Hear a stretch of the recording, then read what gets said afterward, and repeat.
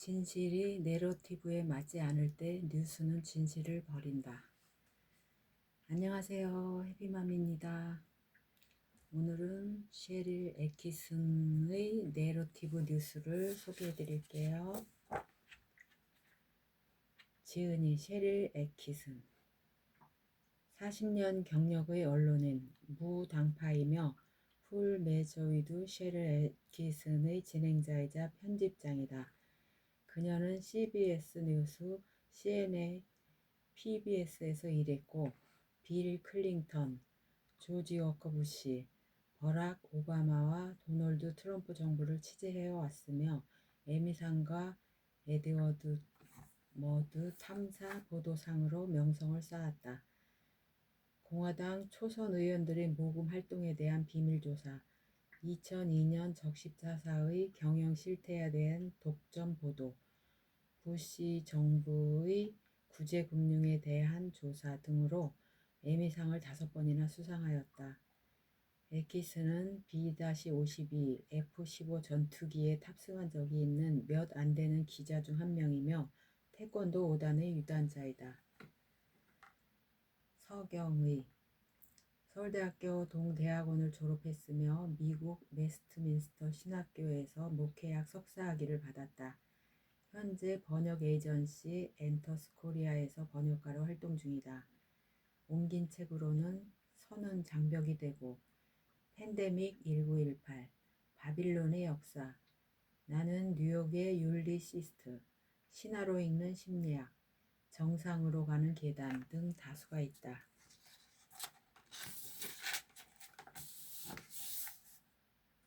서문 조지 오웰의 디스토피아 소설 1984에 등장하는 불운한 주인공 윈스턴 스미스는 정부 부처 진실부의 관료로서 정보 관련 기록을 편집하는 일을 하고 있는데 실상 그가 하는 일이라고는 온통 거짓말에 관련된 것뿐이다. 가련한 윈스턴의 임무는 실시간으로 역사를 힘들게 다시 써내려가는 것이다. 기존의 신문 기사를 현 집권당이 주장하는 진실에 맞게 수정하는 것이다. 이는 해도 끝이 없는 일이다. 하나의 거짓말은 필연적으로 또 다른 거짓말을 야기했기에 끝없이 역사는 왜곡돼야만 했다. 전체주의 사회의 독재자인 빅브라더는 이미 자신이 취했던 입장도 지워버리고 없었던 것으로 되돌리고는 했다. 그렇게 하기 위해서 빅브라더는 모든 기록 문서의 파쇄를 명령했다. 모든 시민은 남아있는 문서를 메모리홀에 넣어두어야 했고 다시는 꺼내볼 수 없었다. 진정한 뉴스라곤 찾아볼 수 없었으며 오직 힘있는 자들의 허락 아래 대중이 듣고 믿어도 좋은 뉴스, 즉 검열과 선별과 삭제를 거친 뉴스만이 허용되었다. 오늘날 우리는 오웰이 묘사한 것보다 더 심각한 상황에 처해 있다. 빅브라더는 수시로 변하는 정부의 선전에 적합하도록 사실들을 끊임없이 재수정했고 미디어의 전면에 드러나는 정보를 교묘하게 필터링함으로써 바람직한 뉴스만 노출되도록 하는 방법을 고안해냈다. 지금 이 순간에도 역사와 사건들이 실시간으로 강력한 이익 집단들의 입맛에 맞게 기록 및 수정되고 있다. 우리 시대의 메모리홀은 뉴스 정보를 검열하거나 삭제하고 일단의 사실을 금지하며 특정 견해의 표방을 불법화하고 특정 소셜미디어의 계정을 폐쇄하며 논란의 여지가 많은 현재의 기준으로 먼 과거의 사건들과 사람들을 재단한다. 윈스턴 스미스처럼 지각이 있는 사람들조차 자신들처럼 조작으로 세뇌되지 않는 사람들이 과연 얼마나 있을지 의구심을 가질 수밖에 없다.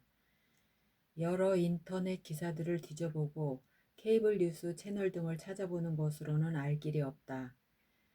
지식과 사실에 대한 거대한 조작은 뉴스 미디어를 통하지 않고서는 불가능하다. 일반 대중이 모든 정보에 접근하거나 정보를 알 필요는 없으며 오직 강력한 이익 집단이 던져주는 것만으로 충분하다고 세뇌시키는 노력에 미디어 역시 놀라울 만큼 동참해왔다. 기자들은 이를 잘 인지하고 있으며 이에 대한 명칭까지 가지고 있다. 내러티브가 바로 그것이다. 이 용어는 기자들이 다른 누군가가 뉴스를 설계하고 만들어내려고 시도하는 것을 잡아냈을 때 묘사하는 단어였다. 그런데 이제는 우리 스스로가 그런 짓을 하고 있다. 내러티브란 힘 있는 자들이 여러분의 견해를 규정하고 제한하기 위해 들려주고자 하는 스토리라인을 가리킨다. 내러티브의 목적은 특정 아이디어를 사회 속에 깊숙이 심음으로써 더 이상 그에 대해서 질문이 나오지 않도록, 아니 아예 질문을 할 생각조차 하지 못하게 하는 것이다. 본서는 기자가 뉴스 소비자에게서 사실보다 기자의 사견이 더 중요하다고 확신을 심어주게 될 때 어떤 일이 발생하는지에 대한 이야기를 들려준다. 뉴스와 인터넷의 모든 정보가 이제는 우리 손가락 끝에 놓여 있게 된 상황에서 그러한 정보를 조작하기 위해 선동가들은 불철주야 노력을 기울이고 있다. 이런 시대에 우리는 과연 무엇을 믿어야 되는지 묻게 된다. 기자들은 기꺼이 그에 대한 해답을 해주려고 한다. 하지만 불행하게도 기자들 역시 선전선동의 유혹에 이끌릴 때가 많다. 이 책의 목적은 가장 강력한 집단들이 가장 교묘한 방법을 이용하여 만들어내는 내러티브들을 폭로하고 물리치는 것이다. 또한 이러한 내러티브가 어떻게 우리가 한때 뉴스라고 부르던 것을 죽음으로 몰고 갔는지를 밝히는 것이다. 필자는 사실들이 서로 모순되는데도 여론을 주도해온 일련의 내러티브를 분석할 것이다. 예를 들자면 성희롱 피고인은 고소하는 사람의 숫자만 많다면 그 주장의 근거가 아무리 빈약할지라도 유죄일 수밖에 없다. 도널드 트럼프는 너무 겁이 많아서 전쟁터의 군대를 방문하지 않는다. 특정 도시에서 총기 난사가 발생할 경우에는 총기 난사라는 용어를 되도록 피하고 다른 용어를 대체해야 했다. 러시아가 2016년 대선의 결과를 바꾸어 버렸다. 새로운 선거제도로 개편 시 공화당에게 재앙이 될 것이다 등이다. 이 외에도 많다. 요컨대 이러한 내러티브는 우리가 어떤 사실을 습득해야 하는지를 유도하고 정해준다. 이러한 내러티브에 도움이 되는 사실들은 뉴스가 된다. 그렇지 않은 사실들은 뉴스가 되지 못한다. 또는 흔적조차 없이 사라진다. 내러티브 정의하기. 먼저 내러티브는 다양한 측면을 가진 이슈를 한쪽 측면에서만 보여주는 경향이 크다. 어떠한 논리적 접근도 배제된다. 공격 대상에 적용된 기준이나 판단은 내러티브를 주도하는 세력과 그 동조 세력에게는 결코 적용되지 않는다. 예를 들어 내러티브를 밀어붙이는 세력이 어떤 대상을 거짓과 혐오를 일삼는 인종주의자로 공격한다고 치자. 그 세력 역시 거짓과 혐오 및 인종차별을 저지른다 해도 그들의 위선에 대해서는 아무도 신경을 쓰지 않는다. 마치 그런 일이 없는 것처럼 무시해버리기 일쑤다. 이 책에서는 실제 그런 사례들을 많이 보게 될 것이다. 내러티브를 정의하는 가장 뚜렷한 특징이 거짓이라고 생각할지도 모른다. 하지만 그렇지 않은 경우가 적지 않다. 진실된 정보조차 내러티브가 될 수 있는 경우가 세 가지나 된다. 첫째, 진실된 정보가 고의적으로 편향된 방법으로 제시되는 경우다. 어떤 특정한 목적을 위해서 다른 사람들의 혼란을 주거나 다른 사람들을 덮어버리는 식으로 제시되는 것이다. 예를 들어 대량 살인범이 총을 사용한 것은 사실일 수 있다. 그런데 이 범죄에 대한 기사가 총기 규제를 지지하기 위해서 그에 대한 반론을 배제해버린다면 이 역시 내러티브가 된다. 둘째, 보다 확대한 스토리라인을 만들기 위해서 어떤 개별 뉴스의 가치를 필요 이상으로 확대할 경우 진실된 정보도 내러티브가 될 수 있다. 예를 들면 힐러리 클린턴 전 영부인이 계단을 내려오면서 발을 헛디딘 것은 사실일 수 있다. 하지만 그 사실이 클린턴이 심각하게 아프다는 것을 증명하는 것이라고 암시하기 위해 다른 확실한 증거도 없이 그런 기사를 메인 뉴스의 헤드라인과 소셜미디어 트렌드 뉴스로 띄운다면 이 역시 내러티브가 된다. 셋째, 어떤 이슈를 재개할 필요도 없는 종결된 사건인 것처럼 서술하거나 그것과 반대되는 사실과 견해는 불법인 것처럼 서술할 경우 진실도 내러티브가 될 수 있다. 예를 들어 잦은 토네이도나 홍수를 지구온난화의 관점에서 살펴보는 것은 이론적으로 합당하다. 하지만 뉴스 분석가가 모든 기상현상을 인간이 초래한 기후변화와 연결시키면서 마치 이를 사실인 것처럼 말하고 이에 대한 과학적 반론은 고려하지 않는다면 이 역시 내러티브가 된다. 내러티브가 일단 확립되면 이를 공고히 하기 위해 막대한 노력이 투입된다. 내러티브에 반하는 견해, 사실, 과학 등은 모두 메모리홀에 던져져서 마치 존재하지 않았던 것처럼 사라져버리게 된다. 정보화 시대에 이러한 선전선동을 이루어내기 위해서는 엄청난 조직적 노력이 필요하다. 여기에는 뉴스가 제3자에 의해 엄선될 필요가 있다는 과거에는 생각조차 할 수 없었던 주장을 대중들이 받아들이게끔 만드는 캠페인도 포함된다. 엄청난 자금이 동원된 미디어 해독력, 캠페인을 통해 우리와 우리 자녀들이 누구를 믿고 누구를 걸러야 할 것인지를 세뇌시키려는, 아니 교육하려는 노력 또한 포함된다. 뉴스 검열을 조장하고 언론의 자유를 속복하는 법률을 발의하고 접근 가능한 정보를 제한하는 정책들을 시행하며 꼭두각시 피리 부는 사나이 뒤에서 얌전히 춤추며 따라가지 않는 사람들을 괴롭히는 짓들 역시 여기에 포함된다. 이제 뉴스는 이 모든 것들을 이루어내기 위해 이용되고 있다. 뉴스가 내러티브를 심화시키기 위해 이용될 때 우리는 사실에 기반한 뉴스에서 심각하게 이탈되고 만다. 내러티브는 정보를 편파적으로 제시하거나 맥락에서 벗어난 사실을 제시하기 쉽다. 물론 전적으로 거짓인 뉴스를 내보낼 수도 있다. 불행히도 점차 그런 추세가 늘고 있다. 어쩌면 바로 그 점이 내러티브가 이루어낸 가장 큰 승리인지도 모른다. 내러티브가 정치적인 이익을 추구하려 할 때 나타나는 중요한 요소가 있다. 바로 초당파적이라고 스스로를 포장하는 것이다. 또한 내러티브에 반하는 뉴스들은 모두 당파적 견해로 치부된다. 내러티브에 부합할 경우 익명의 제보를 통한 정부에 관한 심층 취재는 퓰리처상 후보감이 된다. 그렇지 않을 경우 당리당략에 의한 저격으로 호도된다.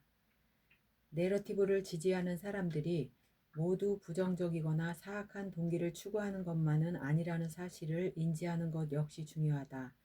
스스로 숭고한 목적을 위해 최선을 다하는 것일 수도 있다. 이런 경우 이들은 매우 중요한 신념을 가지고 있다. 즉, 자신들이 독자들보다 똑똑하다는 것이다. 이들은 독자들이 스스로 정보를 처리하고 결론을 내리는 것을 신뢰하지 않는데 잘못된 결론을 내릴지도 모른다고 믿기 때문이다. 독자들은 스스로 판단하도록 내버려 두어선 안 된다. 이들은 마치 빅브라더처럼 어떠한 견해가 합법적이며 어떤 것은 접근 불가인지를 스스로 결정한다.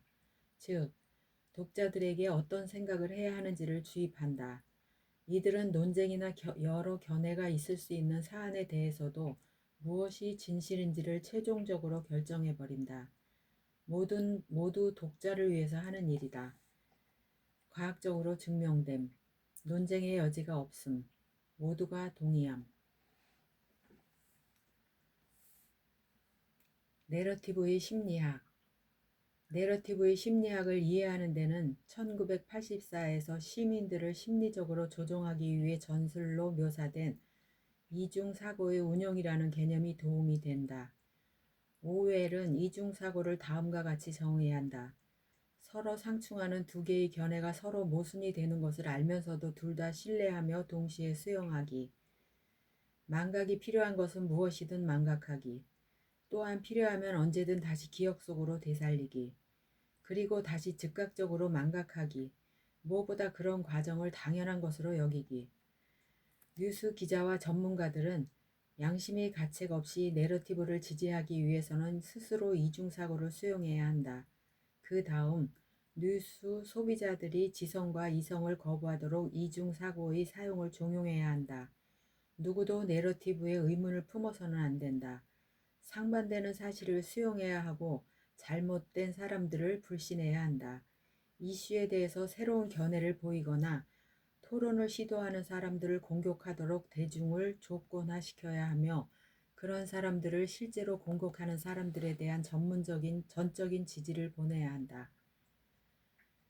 내러티브의 존재야말로 도저히 설명할 수 없는 것들에 대한 설명이 된다. 분석해야 할 뉴스 주제가 무수히 많은데도 전국 뉴스에서는 똑같은 몇몇 뉴스만 계속 반복하는 이유도 바로 내러티브이다. 신뢰도와 정확성이 떨어지는 몇몇 인사들이 전국 뉴스에 계속 등장하는 이유 역시 내러티브다. 거짓 정보를 일삼는 인사들을 기자들이 계속 취재하는 이유 역시 마찬가지다. 심지어 전임 정보 관료들이 수사를 받고 있는 사안들이 있으며 잘못이 있음이 밝혀졌음에도 뉴스 방송사들이 그들에게 계속 그런 사안에 대한 분석을 의뢰할 수밖에 없는 이유도 이로써 설명이 된다. 가장 대표적인 사례가 바로 정치평론가 도나 브라질의 경우다. 지난 2016년 대선 때 CNA 정치평론가로서 민주당의 고위직을 맡았던 그녀는 힐러리 클린턴 측의 방송사 내부 정보를 유출했다가 그런 사실이 없다고 부인했다. 이후 그런 일이 사실로 드러났고 그녀는 CNA에서 해고되었다. 정치 전문가가 뉴스 미디어에 기고하는 목적이 정직과 분석과 의미 있는 견해를 제공하는 것이라면 브라질은 방송국에서 영구 퇴출당하는 것이 마땅하다. 그런데 실상은 이후 브라질은 정반대의 처분을 받았다. 이 역시 내러티브가 그 이유를 설명해준다. 뉴스 미디어는 그 사건 이후 오히려 그녀에게 환대를 보냈다. 여러 방송국에서 그녀를 초대해 민주당의 정책에 대한 의견을 피력하도록 했고 마치 그녀에게 아무런 잘못도 없었다는 듯이 많은 기자와 전문가들은 그녀의 말을 경청했다. 내러티브를 심화시키는 것이 목표가 될 때 진실과 정확성 그리고 신뢰도는 뒷전이 된다. 이러한 상황 속에서만 도나 브라질의 행보가 설명이 된다. 정치적인 인물들만이 내러티브를 만들어내는 것은 아니다. 기업가들 역시 내러티브를 만드는 데 귀재이며 비즈니스와 뉴스의 시너지 효과를 적극 이용한다. 광고 수주의 혈안이 된 방송 매체들은 경쟁적으로 기업의 이윤을 위한 내러티브를 적극 수용한다. 뉴스 매체가 기업의 내러티브 보급을 위한 수단으로 전락하는 셈이다. 내러티브를 지지하지 않는 뉴스 기자들은 어떻게 될까? 내러티브 기득권들의 엄청난 분노를 감당해야 한다. 괴롭힘을 당하고 공격을 받으며 침묵을 종용받고 수사를 받고 소송을 당하고 조사를 받고 논란의 대상이 되며 모든 가용한 선전선동 수단을 통해 비방을 받는다. 또 하나의 유행하는 내러티브는 도널드 트럼프가 우리가 이제껏 뉴스라고 부르던 것을 사망케 한 원흉이라는 것이다. 새로운 명예훼손법을 제정하여 언론에 대한 소송을 쉽게 만들겠다고 호언장담했던 것 역시 그였다. 또한 그는 선거 유세 때마다 가짜 뉴스에 대한 비판의 목소리를 높여왔다. 그의 수행어는 백악관 기자회견에서 CNN 기자의 마이크를 빼앗으려 한 적이 있으며 그 기자는 일시적으로 백악관 출입이 금지되기도 했다. 트럼프 대통령은 가짜 뉴스가 미국문이 공적이라고 공공연히 주장했다. 그런데 만약 반 내러티브 측의 이야기를 들어보면 어떨까? 트럼프 대통령은 예측을 불허하고 기존의 고압적 내러티브를 벗어난 비인습적인 방법을 통해서 뉴스 미디어의 편향성, 결함, 취약성 등을 그대로 노출시켰으며 이는 뉴스 미디어 업계 사람들이 집단적 이성을 잃고 객관적으로 보이려 했던 그동안의 가면조차 벗어버리게 만들었다. 대부분의 미디어는 트럼프 대통령을 공격하고 궁극적으로는 대통령직에서 몰아내기 위한 정치적 의지에 목을 매게 되었다. 이는 역설적으로 미디어의 편향성을 지적한 트럼프의 주장이 허언이 아니었음을 증명하는 결과를 낳았다. CNN, CBS, NBC, ABC, 뉴욕타임즈 등의 전현직 보도국장, 기자, 뉴스 편성 책임자들이 솔직한 견해와 분석을 가감없이 듣게 된 것이다. 그 중에는 놀랄만한 내용들도 있을 것이다. 이들은 프라임타임 라이브, 나이트라인, 60분 등의 뉴스 프로그램에서 일했거나 일하고 있는 사람들이다. 이들은 윌터 크론카이트, 테드 코펠, 케이티 쿠릭, 다이앤 소여 등의 명사들과 어깨를 나란히 했던 사람들이다. 이들 대부분은 내러티브 뉴스와 뉴스의 사망에 대해서 자신의 견해를 기꺼이 피력했다. 많은 이들이 자신이 몸담고 있는 뉴스 산업과 동료들을 비판함으로써 배척당할 염려로 실명을 밝히는 것을 꺼렸다. 이들 중에서 자신의 정치적 성향에 대해 보수적이라고 대답한 사람은 거의 없었다. 대부분이 진보적 또는 매우 진보적이라고 대답했다. 어떤 사람은 자신을 중도적 성향이라고 생각한다고 말했다. 대부분의 사람들이 자신의 정치적 성향은 극단적이지 않으며 또는 일방적으로 한쪽으로 치우치지 않는다고 설명했다. 이번 부검 보고서는 우리가 한때 알았던 뉴스가 죽게 된 것은 누군가 죽인 것이 아니라 스스로 죽음을 택했다는 점을 증명하게 될 것이다. 그리고 그 수단은 내러티브였다. 1984에서 정부의 평화부는 전쟁을 수행한다. 애정부는 잔인한 처벌을 시행한다. 진실부는 역사적 기록을 조작한다. 2020년 오늘 우리 역시 크게 다르지 않았다. 팩트체커는 편파적 견해를 성문화한다. 괴담 사냥꾼은 진실을 저버린다. 온라인 지식은 의제 편집자들에게 의해 결정된다. 언론의 자유는 검열에 의해 통제된다. 뉴스는 더 이상 뉴스가 아니다. 그리고 당신은 소비자가 아니다. 단지 제품일 뿐이다. 결국 1984에서 말하는 것처럼 대중은 스스로 독립적 사고를 하는 능력을 상실하고 만다. 당이 말하는 것은 무엇이든 진실이 된다. 본서는 독립적 사고를 추구하는 사람들에게 도움이 되고자 한다. 우리가 매일의 삶에서 맞닥뜨리는 복잡하게 얽혀있는 내러티브들을 낱낱이 속속들이 파헤칠 것이다. 그리고 그래도 미래는 있다는 희망의 불씨를 발견할 수 있을 것이다. 그 믿음의 근거는 바로 당신이 이 글을 읽고 있다는 점이다. 셰릴 애키슨. 이어서 내전말을 읽어드릴게요.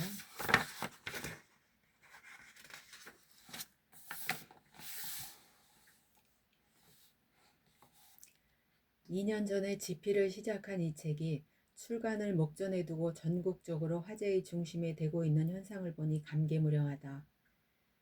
내게 미래를 예측할 능력이 있는 것은 아니다.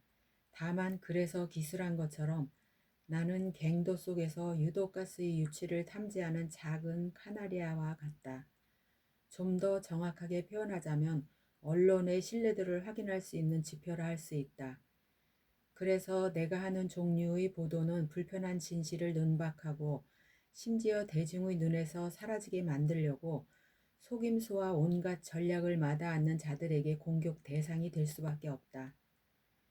20여 년 전 CBS 뉴스에서 다양한 주제의 탐사 보도를 진행하는 과정에서 이러한 전략과 일부 핵심 세력의 존재를 어렴풋이 접하게 되었다. 인신공격, 사실의 보도에 대한 공격, 사고 자체를 말살시키려는 시도 등에 놀랐던 시절을 떠올리게 된다.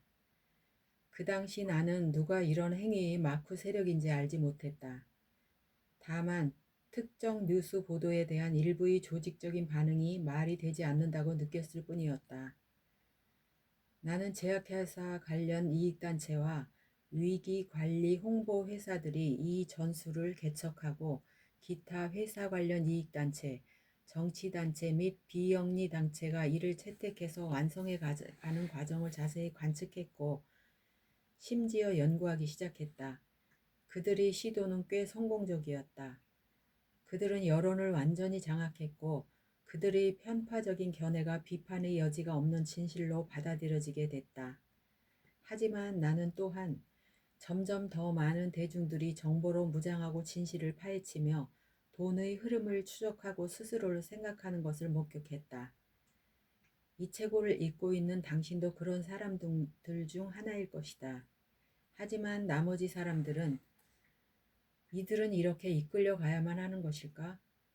나는 이 책을 시작할 땐 급변하는 뉴스와 미디어 환경에 관한 나의 3부작의 완결판으로 생각했다.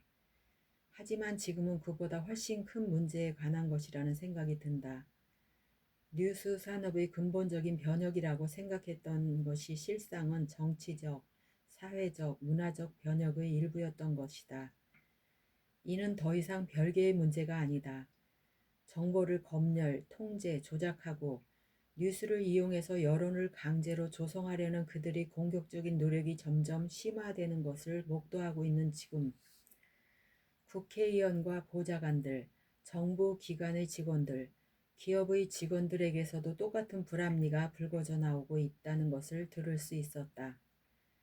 그들은 곳곳에서 독립적 감시기구와 체제가 무력화되고 있다고 말한다. 강력한 이익 집단에 반하는 사실들은 매장된다. 내러티브에 맞지 않은 견해들은 걸러지고 독립적이고 자주적인 정보를 전달하는 사람들은 비방을 받고 파괴된다. 의회 청문회는 보여주기에 그치며 후속 조치는 거의 이루어지지 않는다. 더구나 정치적 지도자들은 특정 사안에 대해서는 청문회 자체를 맡고 있다. 조직 내부의 비리를 폭로함에 있어서는 폭로된 비리가 공공의 안녕을 위협함에도 불구하고 내부 고발자는 종종 배신자로 낙인 찍히고 처벌을 받으며 파괴된다. 반면에 그들의 목적에 도움이 되는 메시지는 모든 가능한 매체를 통해 전달된다. 유럽, 아시아, 러시아를 방문했을 때에도 비슷한 추세를 목격하였다. 이는 이제 국제적 추세다. 저널리즘과 미디어는 더 이상 예전의 모습이 아니다. 오히려 강력한 세력이 다른 사람들의 지식과 생각을 주무르는 수단으로 전락하고 말았다. 정보는 살아있는 생물처럼 끊임없이 변화하고 다양화되고 확대된다. 여러 다른 기관들이 같은 정보에 대해서 각기 다른 해석을 내놓는다. 대중은 여러 주제에 대해 각각의 관점이 있으며 정부나 다른 외부 세력의 간섭 없이 스스로 자유롭게 말하고 생각하며 결론을 내려야 한다는 미국 정신의 특수성을 잘 이해하고 있다. 그렇기에 이를 이해하는 대다수의 사람들은 법과 규칙을 지키며 다양성을 존중하고 폭력을 멀리한다. 하지만 그렇기에 대다수의 선량한 대중은 주요 언론의 지원을 받고 자금력을 갖추었으며 공공연하게 규칙과 법을 어기며 폭력을 사용하고도 법의 처벌을 받지 않는 소수의 세력들을 당해낼 재간이 없게 된다. 이런 시나리오는 한쪽 편이 늘 이긴다. 정보 독재자들의 궁극적인 목표는 무엇일까? 그것은 바로 자발적으로 정보가 통제되는 환경이다. 사람들이 스스로 자기 생각과 행동을 검열하고 무엇이 허용되고 무엇은 허용되지 않는지를 인지하게 만드는 것이다. 사람들은 자신이 원하는 대로 말하고 생각한다고 착각하거나 그런 척할 뿐이다. 많은 사람들이 이러한 새로운 현실에 익숙해져 가고 있으며 이미 받아들인 사람들도 있다. 이러한 현실은 서서히 슬며시 다가오는데 사람들이 그것을 자각할 때는 이미 돌이키기에는 너무 늦게 된다. 내가 인터넷에서 찾을 수 있는 정보에 제한을 둔다고? 어쩌겠어. 할 수 없지 뭐. 내 정보를 큐레이터 한다고? 괜찮아. 상관없어. 오웰이 제시한 암울한 미래의 모습이 점점 우리에게 현실로 다가오고 있다. 그러면 이 시점에서 사태를 되돌리기에는 정말 너무 늦은 것일까? 물론 이 모든 것이 뉴스의 관점을 반대 방향으로 돌리자는 말이 아니다. 진보이건 보수이건 어떤 관점으로 가야 하는가를 논하는 것은 중요하지 않다. 또한 뉴스의 보도 형식이 예전의 방식대로 되돌아가야 한다는 것도 아니며 그때의 방식이 완벽한 모델이었다는 뜻도 아니다. 단지 나는 다양한 형태로 접근 가능한 정보가 보장된 미래, 옳은 것과 틀린 것을 자유로운 사고로 구별할 수 있는 미래가 있다고 믿고 싶은 것이다. 사람들은 마음껏 자신의 두뇌를 사용하여 원하는 것을 생각하고 자신의 의견을 도출하며 생각을 바꾸기도 하고 자신의 입장을 타진하며 논쟁하고 토의도 하는 그런 사회. 대중의 정보와 사회를 제한하려는 정치, 기업 이익 집단 또는 사회적 운동가들의 억압이 없는 세상, 지식에 대한 끊임없는 탐구가 지속되는 그런 미래 말이다. 나는 그런 세상에 이르는 실현 가능한 길이 있다고 믿는다. 그렇지 않은 세상은 너무나 끔찍하기 때문이다. 그런 이상적인 사회가 도래한다면 사람들에게 이 책의 존재 자체가 잊혀진다 해도 기쁘게 받아들일 것이다. 리딩은 여기까지고요. 여러분도 눈치채셨겠지만 이 책의 본문을 뺀 서문과 맺은 말만 읽어드린 것은 제게 책을 보내주시는 도서출판 미래지향에서 완독을 원치 않아서입니다. 제가 낭독해 드리는 것만으로도 책들의 내용은 어느 정도 파악이 되셨으리라 미루어 짐작합니다. 즐겁고 행복한 날 되세요. 다음에 뵐게요.